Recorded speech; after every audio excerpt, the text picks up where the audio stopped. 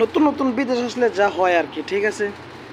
তো বর্তমান সময়ে আমাদের কোম্পানিতে নতুন কিছু লোক আসছে, একদম অল্প বয়সের লোক। ওদেরকে দেখলে মনে হয় যে তারা শ্বশুর বাড়িতে বেড়াইতে আসছে। তো এই কথাগুলো কেন বললাম জানেন?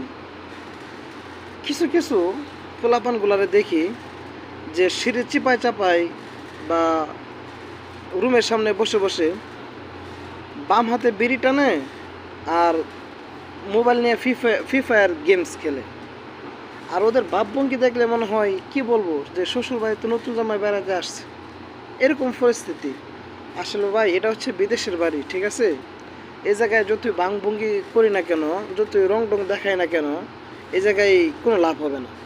তো এই জায়গায় টাকা কামাই করতে হবে, কষ্ট করতে হবে, পরিশ্রম করতে হবে। এই জায়গায় মনে করেন যে ফ্রি ফায়ার খেললে আর বিড়ি সিগারেট খেলে কোনো লাভ হবে না, ঠিক আছে। তো আমরা যারা এরকম করি, আশা করি অত দ্রুত এগুলো ছেড়ে টাকার পিছনে মনোযোগ দেই, সময়কে কাজে লাগাই, তাহলে আমরা সফল হতে পারবো। আর আল্লাহ পাক রব্বুল আলামিন আমাদেরকে, প্রত্যেক প্রবাসী ভাইদেরকে সফলতা দান করুক, আমিন।